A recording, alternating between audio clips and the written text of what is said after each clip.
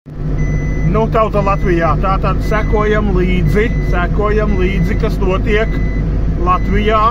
Jā, Lato lapsa, vajāšanas, korumpētā policija, visu, kā viņš pastāsta savos video, visi grišini, andriušini, pļušini.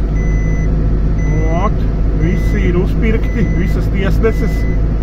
Redziet, par ko viņš stāsta, visus uzvārdus sauc, jā. Cilvēki zina, par ko runā. Nu, tātad korumpētā tiesu sistēma, tātad korumpētā policijas sistēma.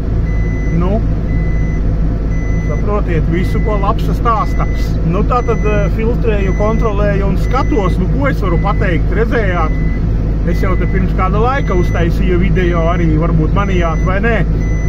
Nu, kā tie visi vadošie, nezinu, elite vai politiskie spēki vai kas sauciet kā gribiet, ja?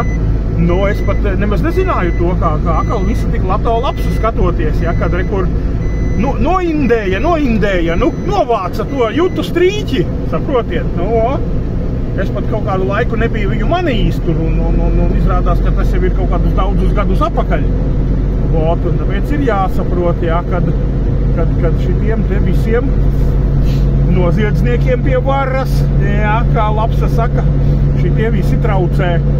Tāpēc gribēju uztaisīt tādu īso ātro video, kāda, nu, pieļauju domu, ko viņš šodien izstāstīja, viņam atņēma visādas videokameras, ko tur neļauja filmēt un šito te apsargāt savu māju.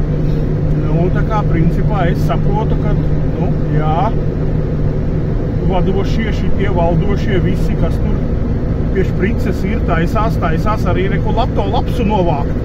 Jo, lai viņu novāktu, nu, vajag bez pierādījumiem, tāpēc arī viņam neatdod šīs videokameras policija. Viņš šodien izstāstīja Aļona vai kāda tur tā, kaut kāda meitene, nu, var sakot, neatdod, un lai varētu Lato lapsu novākt bez pierādījumiem, tāpēc arī kameras neatdod, tāpēc pēc tam Grišins varēs mazgāt rokas nevainībā ar šitiem visiem stukāniem, kā viņš saka, iztukan krieviski, nu.